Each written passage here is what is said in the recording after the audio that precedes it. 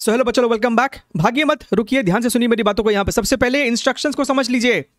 यहाँ पे हम लोग laws of motion, work energy, power और सर्कुलर मोशन के सारे सवाल देखने वाले हैं जो कि हमसे 2023 अप्रैल अटेम्प्ट में पूछे गए थे। जनवरी हमने कंप्लीट कर रखा है। यहाँ पे आपको इसे कैसे सॉल्व करना चाहिए, तो आपने इस कॉन्सेप्ट को पहले रिवाइज कर लेना है। उसके बाद ये जो प्रिंटेबल फॉर्मेट का पीडीएफ है, इसे डाउनलोड करके टाइम बाउंड मैनर में सॉल्व करने का कोशिश कीजिए।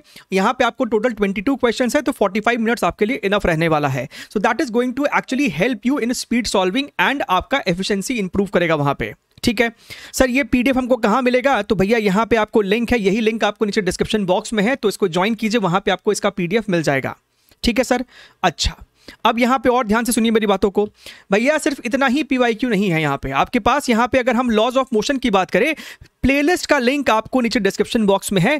लॉज ऑफ मोशन का 2020 के सारे सवाल, 2021 के सारे सवाल, 2022 के आपके दोनों अटेम्प्ट्स के सारे सवाल, जनवरी अटेम्प्ट के आपके सारे सवाल। सिमिलरली अगर हम यहाँ पे वर्क एनर्जी पावर की बातचीत करें, तो आपका उसका भी प्लेलिस्ट का लिंक नीचे डिस्क्रिप्शन बॉक्स में है। आपका 2020 का, 2021 का, 2022 का दोनों अटेम्प्ट का और जनवरी अटेम्प्ट का भी आपके पास यहाँ पे डिस्कशन से every single question has been touched upon over here, right. और कॉन्सेप्ट को समझाते हुए समझाया गया है, तो ध्यान से इसको इस्तेमाल कीजिएगा। बहुत से बच्चे इस्तेमाल कर रहे हैं, आपसे ये छूट ना जाए। चलिए हम लोग यहाँ पे अब सेशन को शुरू करते हैं। सबसे पहले लॉज ऑफ मोशन की बात करेंगे। 2023 अप्रैल अटेम्प्ट में लॉज ऑफ मोशन का जो डायरेक्ट वेटेज है वो थोड़ा सा कम था। मात्र यहाँ पे आपको 5 सवाल देखने के लिए मिलेंगे, तो एक एक करके हम लोग सारे सवाल को हैंडल करते चलते हैं यहाँ पे।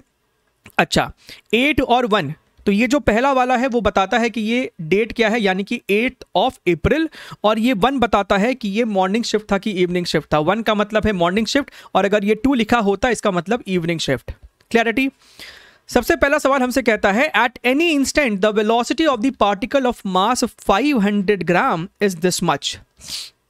आपको वेलोसिटी वेक्टर दे रखा है, that is your 2t i cap plus your 3t square j cap. Velocity भैया हमें टाइम का फंक्शन है, at the same time vector form में दिया हुआ है। If the force acting on the particle at t equals to 1 second is this much, then the value of x is how much. तो बड़ा ही यहाँ पे आपको डायरेक्ट है, ये फोर्स जो आपका होता है वेक्टर फॉर्म में लिखना है हमें, that is equal to mass into acceleration.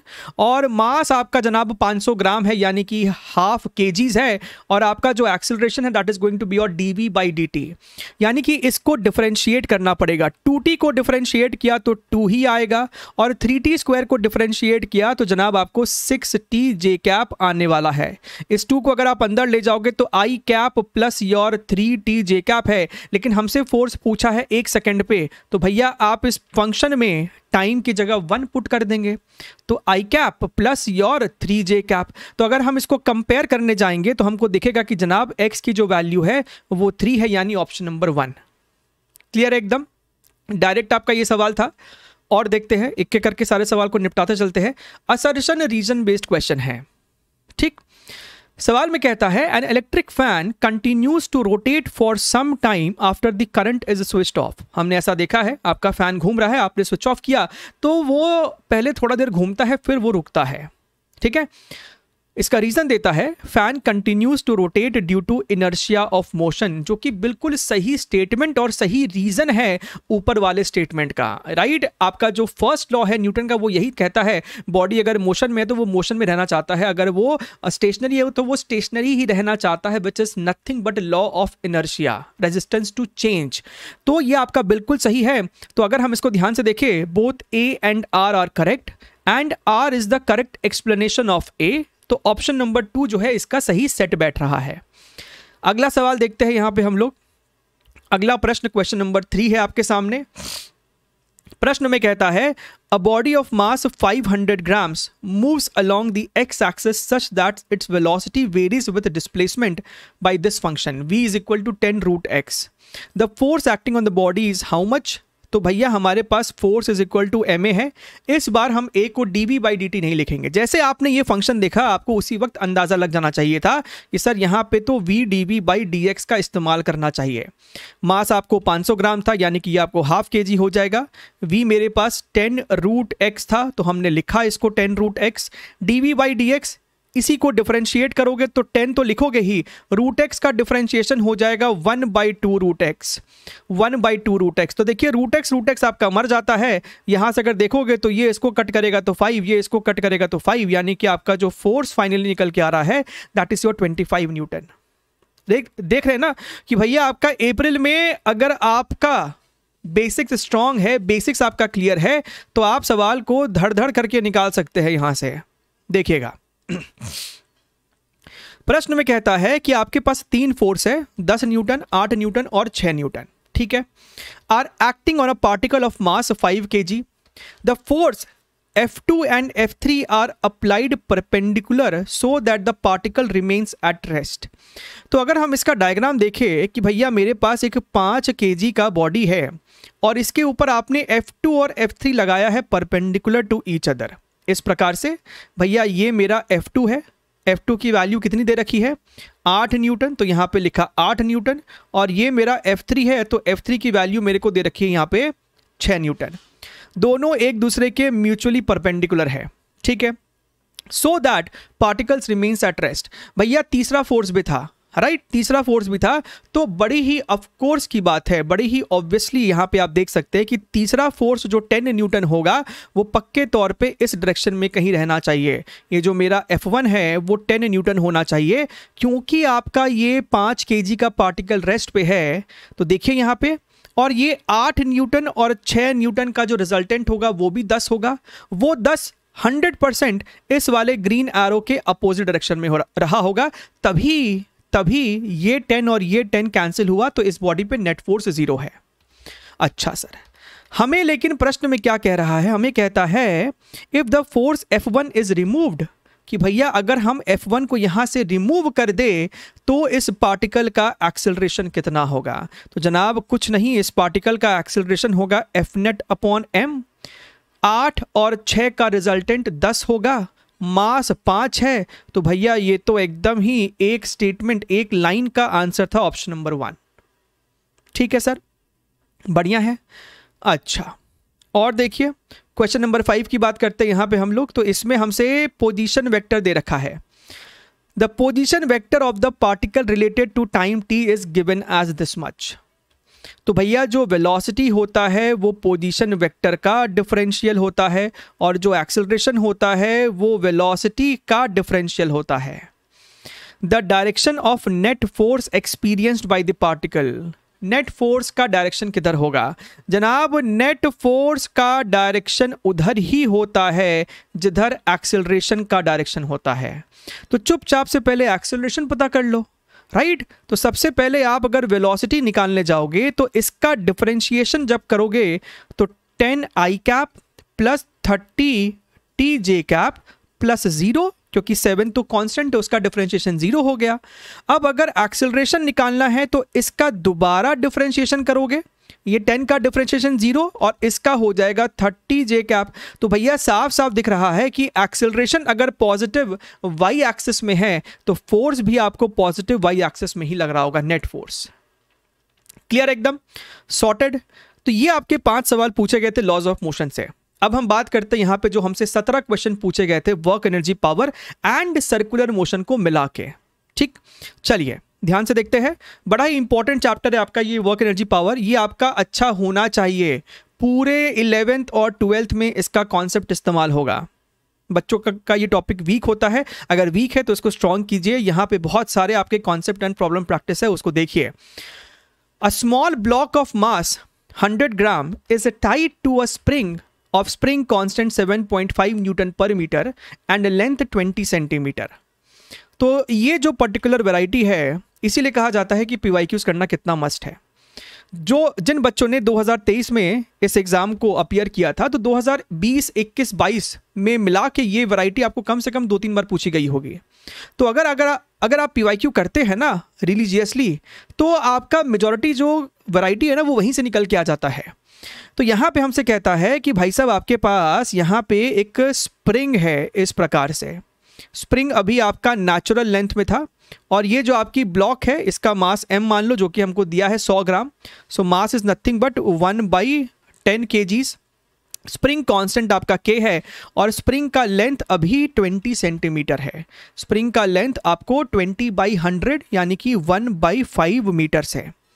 The other end of the spring is fixed, ये वाला एंड फिक्स्ड है और आप इसको अब ऐसे घुमाना शुरू करते हैं। देखिए जाहिर सी बात है, अगर आपने इसको घुमाना शुरू किया है ना, तो आपका ये जो ब्लॉक है ये एक सर्कुलर पाथ में होगा। अगर ब्लॉक सर्कुलर पाथ पे है, देखिए शुरुआत में स्प्रिंग नेचुरल लेंथ पे था तो स्प्रिंग में कोई स्प्रिंग फोर्स नहीं है, लेकिन अगर आपने इसको घुमाया तो ये पार्टिकल सर्कुलर पाथ में है, तो सेंटर की तरफ इस पार्टिकल पे एक फोर्स लगना चाहिए। वो फोर्स प्रोवाइड करेगा स्प्रिंग फोर्स, कैसे? इलोंगेट होके। तो आपने जब इसे घुमाया तो ये हल्का सा इलोंगेट हो चुका होगा। अभी जो स्प्रिंग आपको ऐसे दिख रहा है, बाद में ये स्प्रिंग हल्का सा इलोंगेट होके ऐसे हो गया होगा और ये पार्टिकल आपको एक आर रेडियस के सर्कल में घूमना शुरू कर देगा।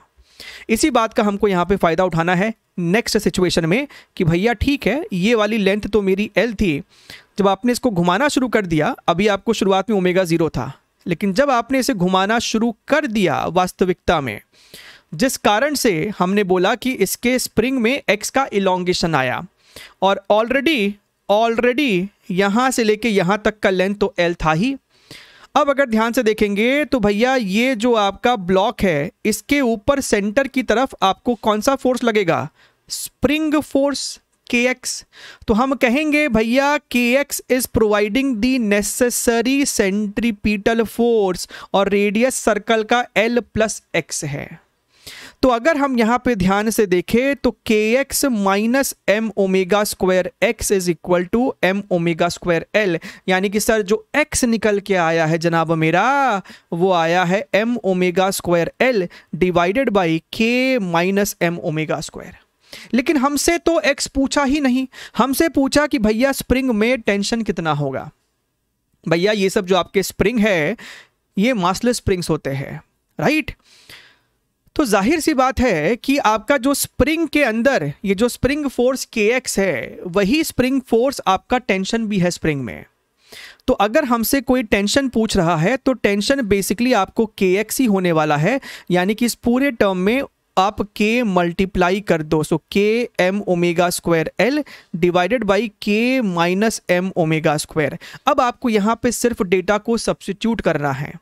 k की वैल्यू 7.5 है तो यहाँ पे डालिए 7.5 मल्टीप्लाइड बाई मास आपको देखिए 1/10 है, यानी कि 0.1 मल्टीप्लाइड बाई ओमेगा का स्क्वायर। ओमेगा 5 रेडियंस है, इसका स्क्वायर किया तो 25 और लेंथ हमको दे रखा है 1/5, यानी कि इसको यहाँ लिखो ऐसे 1/5 होल डिवाइडेड बाई अगेन यहाँ पे अगर तुम देखोगे तो दोबारा से आपको अब k आता है, तो k फिर से लिखो 7.5 minus 25 multiplied by mass is how much 0.1 multiplied by omega square 25। So if you look here carefully, ये आपको 2.5, ये 7.5, तो नीचे में तो मेरा 5 है, ऊपर में देखोगे तो ये इसको कट करेगा तो ये 5 हो जाएगा। And if I look here very very carefully तो ऊपर में आ रहा है 0.75 इंटू 5, तो 5 से 5 मर गया और सर 0.75 ही मेरा बच रहा है, जो ऑप्शन में है, ऑप्शन नंबर 2 में है, ऑप्शन नंबर 2 में। ठीक है सर, अच्छा जनाब, बढ़िया है। देखिए ये सवाल देखिए, झूठ मूठ का आपको कंफ्यूज करने के लिए प्रश्न में कहता है अ particle of mass 10 gram moves in a straight line with a retardation of 2x। ठीक है, सो बेसिकली एक पार्टिकल है और अगर ये पार्टिकल इधर मूव कर रहा है तो इस पे जो रिटार्डेशन लग रहा है पीछे की तरफ लग रहा होगा, दैट इज 2x। अच्छा sir, where x is the displacement in SI units, its loss of kinetic energy for above displacement is this much। तो हमसे n की वैल्यू पूछ रहा है। देखिए यहाँ पे आप चाहो तो लगा सकते हो वर्क एनर्जी थ्योरम। कैसे सर? ये पार्टिकल आपको आगे जाना चाह रहा है, शुरुआत में इसकी स्पीड यहाँ पे u रही होगी, कुछ देर बाद ये जो भी आपको रिटार्डेशन है ना, उसके वजह से जो भी आपको रिटार्डेशन है उसके वजह से इसका वेलोसिटी बाद में v हो जाता है। तो ऑब्वियसली ये आपको बैक डायरेक्शन में है तो इसका स्पीड घटा होगा, right? So of course u ज़्यादा होगा, v आपको कम होगा। तो अगर हम यहाँ पे लगाए वर्क एनर्जी थ्योरम कि भैया जो भी यहाँ पे आपको वर्क डन हो रहा है that is equal to change in kinetic energy, there is no talk about potential energy, right. ये आपको हॉरिजॉन्टली मूव कर रहा है, ठीक है। अब अगर हम ध्यान से देखें तो भैया यहाँ पे वर्क डन जो होगा वो कौन कर रहा है वर्क डन? तो भैया बैकवर्ड डायरेक्शन में अगर कोई एक्सेलरेशन है, यानी कि बैकवर्ड डायरेक्शन में आपको कोई नेट फोर्स लग रहा होगा, तो वो फोर्स क्या लिखोगे? That force is equal to mass into acceleration, यानी कि सर हम इसको लिख सकते हैं 2mx। मास आपको कितना है? 10 ग्राम्स, यानी कि 1/100 kg। So 2 into 1/100 into x, so this is nothing but x/50 Newton. Sir ये फोर्स वेरिएबल है, और जब वेरिएबल फोर्स होता है तो उसका वर्क डन निकालने के लिए आपको FDX करना पड़ेगा। ऊपर से डिस्प्लेसमेंट राइट साइड हो रहा है लेकिन फोर्स पीछे लग रहा है, तो एक नेगेटिव साइन भी चिपका देना, ठीक बात है। डेल्टा K का मतलब होता है हमेशा final kinetic minus initial kinetic. तो अगर हम ध्यान से देखिए माइनस साइन को राइट साइड ले जाना, ये जो फोर्स है यहां लिखोगे x/50 into dx is equal to K initial minus K final. अगर तुम इसको इंटीग्रेट मारोगे, ठीक है, where x is the displacement, so it's total kinetic energy for above displacement. तो यहाँ पे अपने को कोई भी एक x डिस्प्लेसमेंट ले लेना है, तो 0 से लेके x आपको डिस्प्लेसमेंट अगर हुआ है, इसको जब आप इंटीग्रेट करोगे तो ये आपको निकल के आएगा 1/50 टाइम्स ऑफ x²/2। और भैया यही तो है loss in kinetic energy. Loss in क्या बोलेंगे कि सर लॉस 50 जूल का हुआ है, तो लॉस क्या बोलोगे? देखो चेंज होता है फाइनल माइनस इनिशियल, लेकिन अगर आपसे कोई लॉस पूछ रहा है यानी वो आपसे मैग्नीट्यूड पूछ रहा है, तो यही तो होगा, इनिशियल ज्यादा था फाइनल कम था, तो यही नुकसान हुआ मेरा। सो दिस इज द आंसर। लेकिन हमें इसे इस फॉर्मेट में तब्दील करना होगा। तो अगर हम इसको ध्यान से देखें तो ये आपको x²/100 है, यानी x/10 का होल स्क्वायर। और इस चीज को आप और कैसे लिख सकते थे? 10/x whole to the power -2। इसीलिए यहां पे हम कह सकते हैं कि सर n की वैल्यू 2 है। तो जानबूझ के देखिए इसको पलटी मार के पूछा गया है, सीधा भी पूछ सकता था, ठीक है। अच्छा sir, so that's it, that's that. आगे बढ़े, अगला प्रश्न देखते हैं। क्वेश्चन नंबर 3 है हमारा अगला सवाल, है ना। Be very very careful. A child of mass 5 kg is going around a merry-go-round that makes one rotation in 3.14 second. जनाब आपके पास एक ऐसे मेरी गो राउंड है ना, ये आप जो भी है आपका मेरी गो राउंड, वो उसका जो घूमने का ओमेगा है ना, वो हमको रेडियंस पर सेकंड नहीं दिया, वो हमको रोटेशन देता है, वो भी 3.14 सेकंड में। तो भैया ओमेगा कितना हो गया? ओमेगा होता है आपको रेडियंस पर सेकंड में। तो ये कितना घूमा? एक चक्कर का मतलब होता है 2 पाई रेडियन। और कितने टाइम में घूमा है? तो 3.14 सेकेंड में घूमा है। तो ये आपका हो जाएगा ओमेगा। तो भैया पाई और 3.14 तो कट गया, यानी आपका 2 रेडियंस पर सेकेंड हुआ।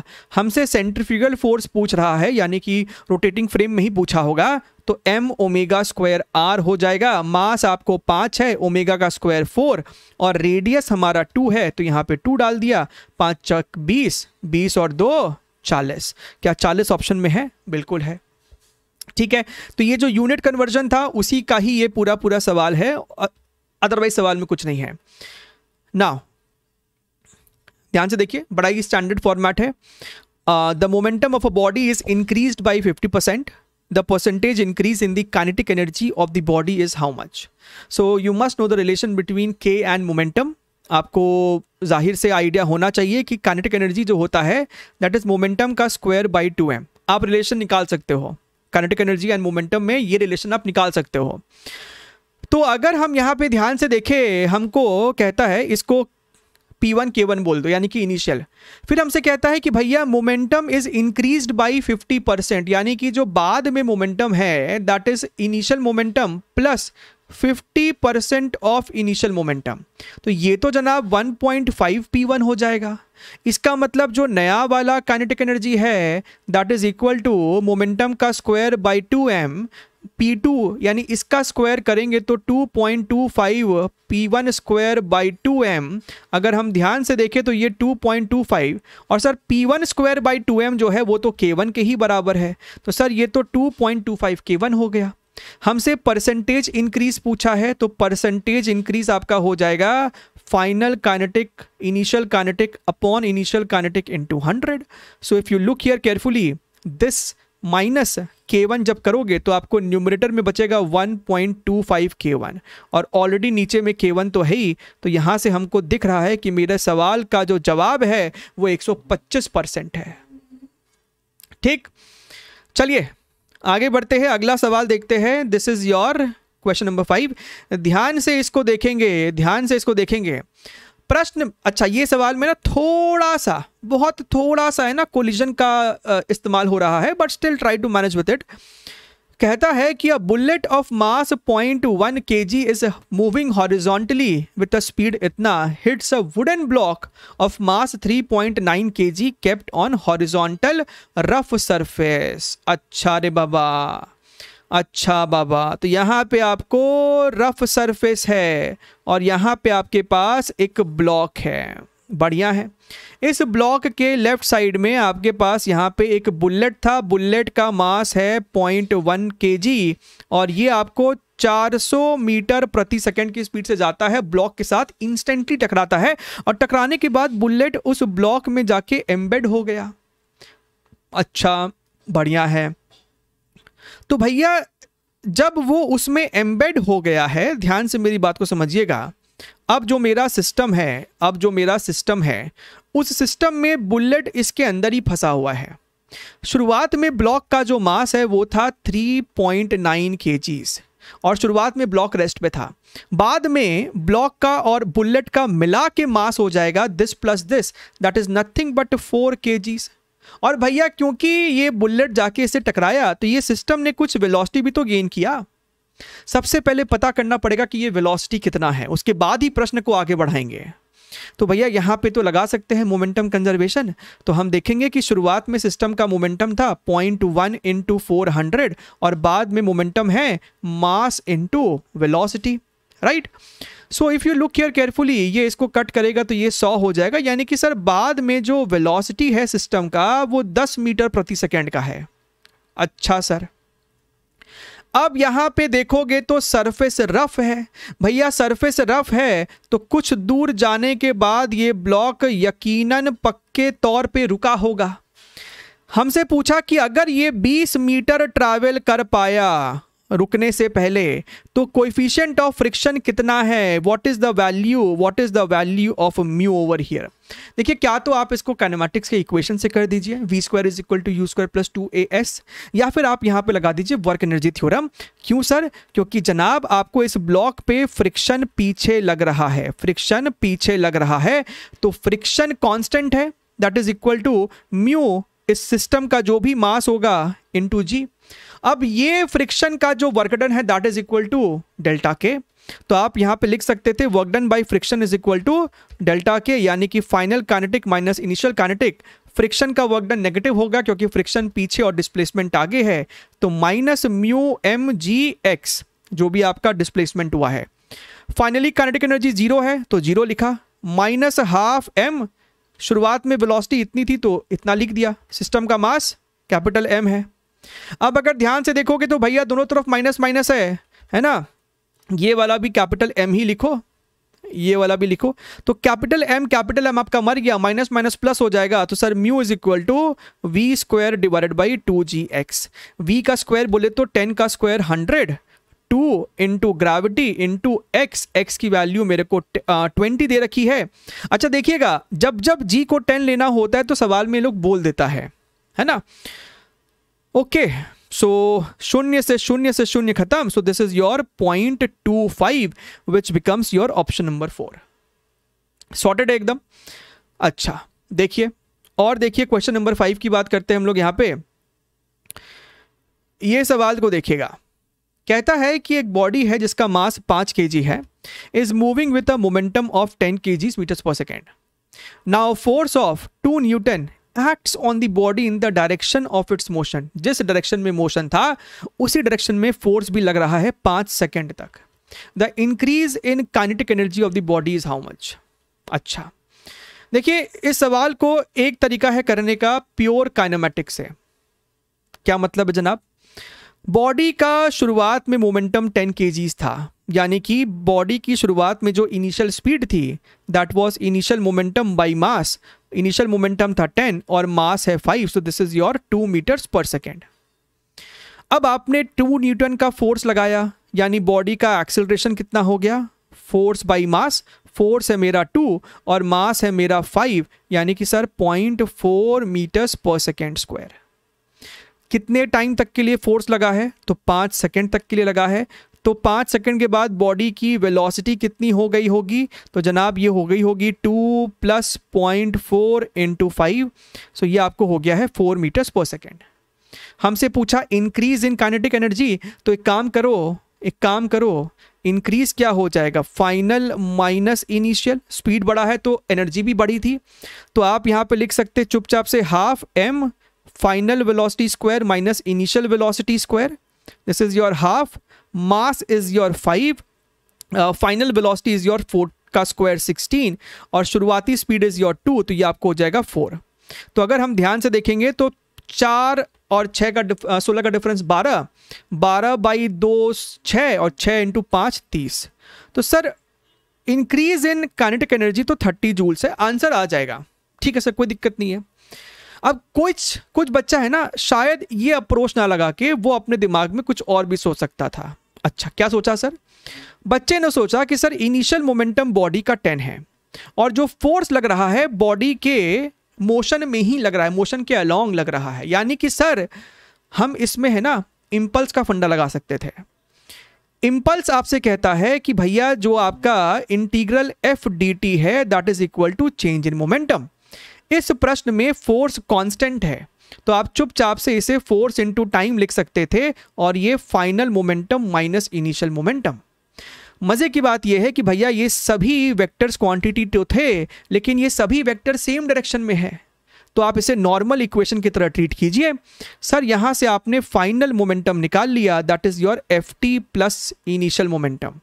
फोर्स कितना 2। अगर आपने से किसी ने ये मेथड अगर सोचा था तो आप जरूर से कमेंट कर सकते हैं। फोर्स इंटू टी यानी कि 5, ठीक है, और इनिशियल मोमेंटम 10 था, यानी सर फाइनल मोमेंटम मेरा इतना निकल के आया। और एक बार आपका मोमेंटम आ जाता है तो हम यहां पे लिख सकते थे k final minus k initial. What is kinetic energy, p² / 2m, यानी कि sir p² final by 2m minus p² initial by 2m। बस यहीं पे आप इसको लगा दीजिए, 1/2m चाहो तो कॉमन ले लो, यानी कि 2 × mass, mass is your 5। Final momentum का स्क्वायर बोले तो 400 और शुरुआती मोमेंटम 10 था तो उसका स्क्वायर बोले तो 100। तो ये देखिए आपको वापस से 30 निकल के आया। तो अगर तुम देखोगे तो नंबर ऑफ लाइंस जो इस्तेमाल हो रहा है वो मिला जुला के सेम ही हो रहा है। ये अप्रोच क्या है कि एकदम स्ट्रेट फॉरवर्ड अप्रोच है। ये सोचना का मतलब है कि आपको इंपल्स का कॉन्सेप्ट आता है, ठीक है। अच्छा चलिए कोई बात नहीं, अगला सवाल देखते हैं। क्वेश्चन नंबर 7 की बात करते हैं हम लोग यहाँ पे। क्वेश्चन नंबर 7 में देखिए क्या कह रहा है कि आपके पास एक वर्टिकल ट्यूब है, इस प्रकार से वर्टिकल प्लेन में है, आपके पास वर्टिकल प्लेन में इस प्रकार से एक ट्यूब रखा हुआ है और आपके पास यहाँ पे एक ब्लॉक था और ये ब्लॉक जो है ना इस ट्यूब के अंदर ऑलमोस्ट एकदम टाइटली फिट है ना। देखिएगा ट्यूब का जो एवरेज रेडियस है वो 15 सेंटीमीटर है, यानी कि यहाँ से लेके यहाँ तक की जो दूरी है हमको कहता है कि इसको रेडियस की तरह ट्रीट करोगे 15 सेंटीमीटर बोल के। इनर वॉल आर रफ है ना, तो ये जो आपके वॉल्स है ये वाले सरफेसेस आपको रफ है, ठीक है। ब्लॉक ऑफ मास 1 kg, तो ब्लॉक का जो मास है वो जनाब आपको 1 kg है। It is fit inside the tube. Speed of the block is 22 metres पर सेकेंड, तो टॉप मोस्ट पे इसकी स्पीड अभी आपको फिलहाल 22 मीटर्स पर सेकेंड है। After completing 5 oscillations the block stops at the bottom region of the tube. तो भैया 5 चक्कर काट रहा था, अल्टीमेटली क्या हुआ, अल्टीमेटली आपको ये ब्लॉक यहाँ पे आके रुक गया। आप तो ऐसे देखिए कि इनिशियल स्पीड इतना था और फाइनल स्पीड जो है इस ब्लॉक की 0 हो जाती है। इसके अलावा ब्लॉक अभी यहाँ था और ब्लॉक बाद में यहाँ है, ब्लॉक ए पॉइंट पे था, बाद में ब्लॉक बी पॉइंट पे है, यानी कि भैया ब्लॉक का हाइट का लॉस हुआ, इसको हाइट का भी नुकसान हुआ है, इस जनाब को हाइट का भी नुकसान हुआ है। कितना हाइट का? तो रेडियस के डबल का, 30 centimetre which is your 0.3 metre. तो ब्लॉक ने पूरा का पूरा काइनेटिक एनर्जी भी खोया और ब्लॉक ने पोटेंशियल एनर्जी भी खोया। ये सब कौन खा गया? ये इतना जो इसके पास शुरुआत में एनर्जी था वो कौन खाया? फ्रिक्शन का वर्क डन, जो भी सरफेस का रफनेस था। समझ रहे हो यहां पे? तो यहाँ पे the work done by the tube, यानी कि जो भी ये सरफेस का फ्रिक्शन था वहां पे, तो हम कह सकते हैं work done by friction is equal to delta K plus your delta U. इस बार डेल्टा यू को भी हम लोग, देखिए बच्चे बड़े इसमें कंफ्यूज होते हैं, क्या तो लेफ्ट साइड लिख दो वर्क डन बाय ग्रेविटी, और अगर work done by gravity left side नहीं लिखने का मन करता है तो राइट साइड में लिख दो डेल्टा यू। ठीक है, अच्छा, now work done by friction ही हमें निकालना है which is work done by tube itself. Now delta K plus delta U, delta K मतलब आपका K final minus K initial, loss हुआ है ना, K final minus K initial, finally speed 0 है और शुरुआत में कुछ स्पीड था, तो ये तो आपको -12 mu² आया। और डेल्टा यू ये भी आपको लॉस हुआ, नुकसान हुआ है, ये आपको नुकसान हुआ है, नुकसान है तो -mgh, जितना हाइट लॉस किया उतना का नुकसान हुआ है। तो अगर तुम यहाँ पे ध्यान से देखोगे तो ये आपको -12, मास इज 1, यू 22 था ना, 22 का स्क्वायर कितना होता है 484, -1 इंटू ग्रेविटी 10 लेने बोला था तो 10 लेंगे, और हाइट का जो लॉस हुआ है वो जनाब 0.3 का हुआ है। तो ये हो गया आपको 242 - 3, सो दिस इज योर -245। अब यही यहाँ पे थोड़ा सा आपको बात विवाद हो सकता है कि एनटीए ने जो इसका आंसर दिया था ऑफिशियल आंसर की में, दैट वाज +245, लेकिन टेक्निकली देखा जाए तो ये आपको -245 निकल के आता है। यहाँ पे हमसे इनको है ना सवाल में ऐसा लिखना चाहिए था, find the magnitude of the work done, right? सिर्फ ऐसे वर्क डन लिख दोगे तो नेगेटिव आंसर के साथ आता, but they sticked with your +245। ठीक है सर, इसमें क्या कर सकते हैं? इसमें बेटा कुछ नहीं कर सकते हैं, है ना। मैंने आपके सामने जो सच्चाई है वो पेश कर दिया है, क्योंकि 3-4 साल से I have been tracking every single answer की, क्या कंट्रोवर्सी रहती है, क्या इशू रहता है, इसीलिए सारे प्रीवियस ईयर क्वेश्चन का डिस्कशन यहाँ से देखिए ताकि आपको आइडिया लगे कि किस सवाल में किस प्रकार की आपको कंट्रोवर्सी रहती है। चलिए आगे देखते हैं, क्वेश्चन नंबर 8 की बात कर लेते हैं। 8 आपको अगेन बहुत ही स्टैंडर्ड वैरायटी है, बहुत बार ये आपको PYQs में पूछा जा चुका है। एलिवेटर वाला सवाल होता है, कहता है कि if the maximum load carried by the elevator is 1400 kilo, जिसमें 600 किलो पैसेंजर है, 800 किलो एलिवेटर है। तो भैया मैं तो ये कह रहा हूं, ठीक है इसके अंदर प्राणी वाणी रखे हुए हैं, अपने को क्या करना है? अपने को तो दिख रहा है कि इस एलिवेटर का डाउनवर्ड डायरेक्शन में जो FBD में फोर्स दिखाओगे तो 1400 kg का फोर्स लग रहा है, बेसिकली 14,000 न्यूटन लग रहा है, ग्रेविटी 10 बोला सवाल में, और ये एलिवेटर आपको ऊपर जा रहा है with a constant speed 3 metres पर सेकेंड। बढ़िया है, यहाँ पे आपको एक केबल वायर रहता है। सो बेसिकली आप तो ऐसा समझिए कि आपको ये वायर है ना टेंशन T से इस पूरे सिस्टम को ऊपर खींच रहा है। At the same time frictional force acting on it is 2000। ये सिस्टम आपको ऊपर जा रहा है, किसी भी प्रकार का जो भी आपको फ्रिक्शन फोर्स है वो भी आपको अपोजिट सेंस में होगा। Friction force is also 2000 Newton. हमसे पूछ रहा है कि भैया what is the maximum power used by the motor. भैया अगर तुम ध्यान से देखोगे, अगर ये वेलोसिटी कांस्टेंट है, इसका मतलब ऊपर वाला फोर्स नीचे वाला फोर्स बराबर है, यानी कि जो टेंशन लग रहा होगा वो आपको 16,000 न्यूटन लग रहा होगा, और आपको जनाब जो इंस्टेंटेनियस पावर होता है वो हम यहाँ पे फोर्स इनटू वेलोसिटी से भी कह सकते थे, यानी कि T इंटू वी। तो sir 16,000 multiplied by 3 that is your 48,000 what. हमको आंसर किलो वॉट में रिपोर्ट करना था, तो देखिए ये आपका 48 निकल के आ रहा है। This is the maximum power which has to be provided by the motor. ठीक है सर, बढ़िया है। और देखिए अगला सवाल देखते हैं, क्वेश्चन नंबर 9 कहता है कि अ A coin placed on a rotating table just slips when it is placed at a distance of 1 centimeter from the table. Now try to understand. हम बना रहे हैं टेबल का टॉप व्यू, है ना, टेबल का टॉप व्यू है, यानी ये जो टेबल है वो इस तरीके से आपको ओमेगा से घूम रहा है। कॉइन आपका कहीं रखा हुआ है, यहां पे ले लो कॉइन, बढ़िया है सर। तो जनाब ये कॉइन भी तो सर्कुलर पाथ में घूम रहा है, ये कॉइन भी तो सर्कुलर पाथ में घूम रहा है। ये कॉइन अगर सर्कुलर पाथ पे है तो कॉइन पे कौन फोर्स लगा रहा है सेंटर की तरफ? That is friction. फ्रिक्शन है जो कॉइन पे सेंटर की तरफ फोर्स लगा के इसे सर्कुलर पाथ में टिका के रखा हुआ है। ठीक है, अगर आप इसका 3D डायग्राम देखना चाहते हैं, सो बेसिकली कहानी कुछ इस प्रकार की है कि ये रहा मेरा वो टेबल का प्लेटफॉर्म, ये रहा मेरा वो वर्टिकल एक्सिस जिसके अबाउट ये घूम रहा है, और ये रहा मेरा वो कॉइन, ये रहा मेरा वो कॉइन। ठीक है, ये आपको इस प्रकार से ओमेगा से घूम रही है। तो आप देख सकते हैं कि आपका ये जो कॉइन है इस पे सेंटर की तरफ आपको फ्रिक्शन फोर्स लग रहा होगा। ठीक, अगर ये कॉइन आपको स्मॉल आर रेडियस में घूम रहा है तो friction force must be providing the necessary centripetal force. अच्छा सर, अब यहां पे हमको कहता है कि coin is placed on a rotating table just slips. हमसे लिमिटिंग केस की बात की जा रही है कि भैया आप ओमेगा बढ़ाते जो आपको भी महसूस हो रहा है कि भैया कॉइन कभी ना कभी तो स्लिप मार सकता है। कॉइन कब स्लिप मारेगा? कॉइन तब स्लिप मारेगा जब आपने ओमेगा बढ़ाते गए, फ्रिक्शन की जरूरत बढ़ती गई, ओमेगा बढ़ाते गए, फ्रिक्शन की रिक्वायरमेंट बढ़ती गई। भैया फ्रिक्शन की रिक्वायरमेंट बढ़ा तो रहे हो, लेकिन फ्रिक्शन मैक्सिमम कितना अवेलेबल है वहां पे? That is equal to your mu m g, है ना। धरती माँ इसको अपनी तरफ mg से खींच रही हैगी और यहाँ पे आपको नॉर्मल लग रहा है, नॉर्मल mg के बराबर है, तो फ्रिक्शन जो मैक्सिमम लग सकता था वो म्यू mg था। So mu mg is equal to m omega square r। ये हम लोग बात कर रहे हैं लिमिटिंग केस के लिए, क्योंकि हमसे सवाल में जस्ट स्लिपिंग का केस डिस्कस करने कहा गया है।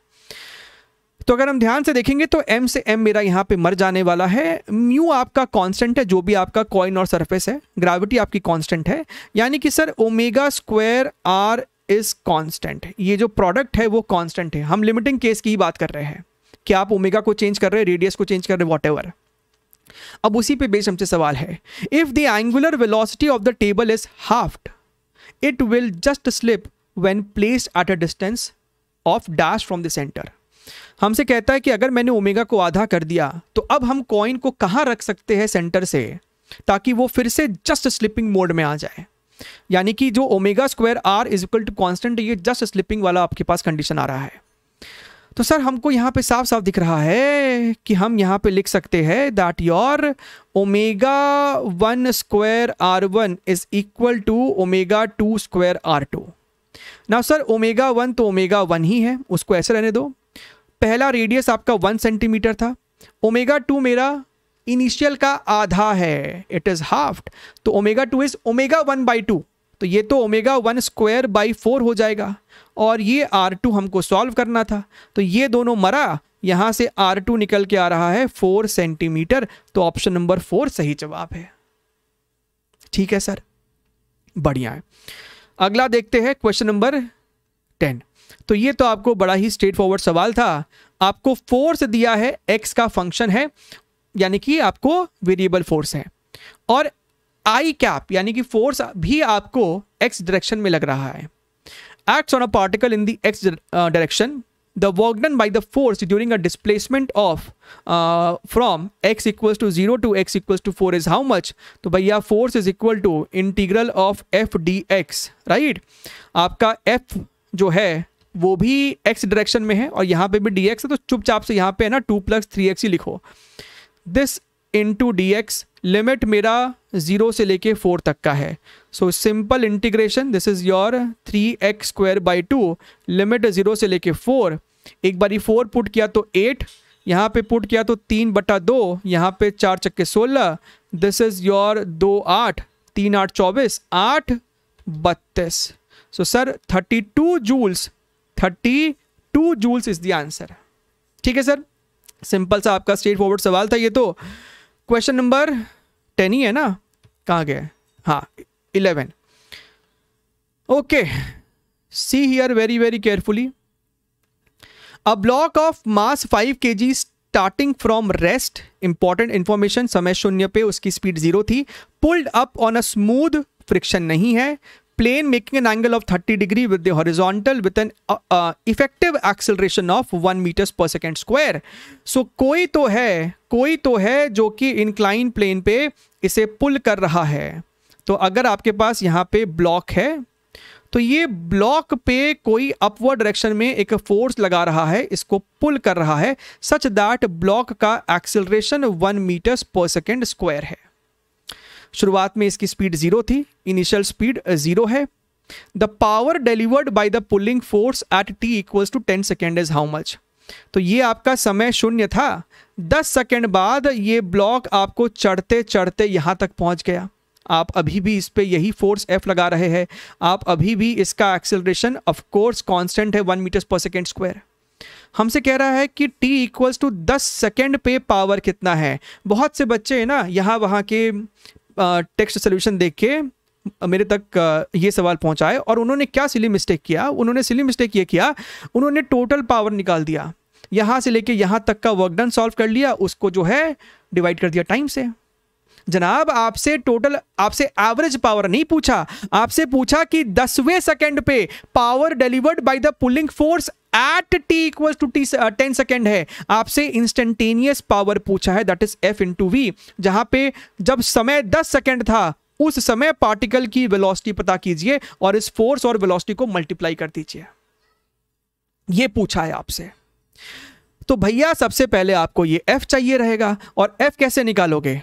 अपवर्ड फोर्स F है, ये एंगल 30 डिग्री है, तो downward along the incline mg sine theta लगेगा. साइन 30 डिग्री 1/2 होगा, तो mg/2 तो नीचे की तरफ लग रहा है. तो आप इक्वेशन लिखिए, upward force upon down the incline floors is equal to mass into acceleration. Sir force हो जाएगा आपको mg/2 प्लस ma. मास अपने को 5 है तो 5 ले लिया. ग्रेविटी हमको सवाल में 10 लेने बोला है तो हमने 10 ले लिया, डिवाइडेड बाय 2 कर दिया. मास 5 है और एक्सेलरेशन 1 है. ध्यान से देखेंगे तो ये आपको 5 है तो 5 5 25 प्लस 5 30. तो भैया 30 is the force. 30 is the force और 30 मल्टीप्लाइड बाई वेलोसिटी भी तो चाहिए, एक्सेलरेशन कांस्टेंट है. So sir v is equal to u plus 80. u 0 है, एक्सेलरेशन 1 है और टाइम 10 है. तो सर 10 मीटर्स पर सेकेंड इज दी वेलोसिटी. यहाँ पे 10 से मल्टीप्लाई किया, ये देखिए प्रेम से आपका जो जवाब है वो 300 निकल के आया. सॉर्टेड, क्लियर है ना. चलिए अगला सवाल देखते हैं, क्वेश्चन नंबर 12. क्या बोल रहा है इसके अंदर? To maintain a speed of 80 kilometre प्रति घंटा, है ना, by a bus of mass 500 kg on a plane rough road for 4 kilometre distance. The work done by the engine of the bus will be dash kilojoules. Coefficient of friction between the tire of the bus and the road is 0.04. So basically आपके पास क्या है, आपके पास यहाँ पे एक बस भाई साहब है और ये आपको कांस्टेंट वेलोसिटी से जा रहे हैं. ठीक बात है सर.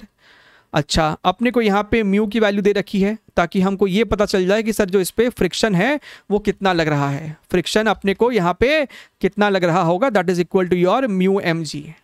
ठीक है, पहले सवाल को सॉल्व कर देते हैं, फिर आपके मन में ये सवाल को लेके दिक्कत क्या है वो भी डिस्कस कर लेंगे, है ना. एनटीए का सवाल है, मेंस का सवाल है, तो इस सवाल में क्या पॉसिबल गड़बड़ी है वो भी डिस्कस कर लेंगे. पहले सवाल को निकाल लेते हैं, है ना, जो आप हर जगह देखेंगे. तो सर पीछे फ्रिक्शन लग रहा है म्यू mg और इसका वेलोसिटी हमें कांस्टेंट रखना है. वेलोसिटी कांस्टेंट है. Work done by the engine, तो सर हम लिखेंगे work done by the engine plus work done by the friction is equal to delta K. We applied work energy theorem. But sir delta K तो 0 है, there is no change in kinetic energy. Delta K is 0. तो sir work done by engine is nothing but negative of work done by friction. ना work done by friction is what, displacement आगे है, friction पीछे है, तो minus mu mgx. ठीक बात है सर. तो ये आपको देखिए प्लस हो गया है, प्लस म्यू mgx. म्यू की वैल्यू हमें 0.04 दे रखा है, तो लो 0.04. मास हमें दे रखा है 500 kgs, तो लिखो 500 kgs मल्टीप्लाइड बाई, सवाल में ग्रेविटी के बारे में कुछ नहीं बोला है, तो आप इस प्रश्न में ग्रेविटी को 9.8 लेंगे। बच्चों ने 10 लिया था, आंसर उनका नहीं मैच किया और एनटीए नहीं सुनने वाला आपकी। बी वेरी केयरफुल, सवाल में अगर दिया होगा 10 लेने तो बोल देगा, नहीं दिया है तो 9.8 लेंगे, तो ग्रेविटी को 9.8 लेना था, ठीक है। मल्टीप्लाइड बाई एक्स, 4 किलोमीटर्स का मतलब है 4000 मीटर्स। चलिए देखते हैं क्या होता है इसके साथ। तो अगर हम यहाँ पे ध्यान से देखें तो आपका ये जो 00 है इसके साथ ये 4 बन जाएगा। हमको दिख रहा है 4 × 5 is your 20, so I can see here we have over here 20 multiplied by your 9.8 multiplied by your 4 multiplied by 1000, तो 1000 को हटा देते हैं क्योंकि हमें आंसर देना है किलो जूल्स में, राइट।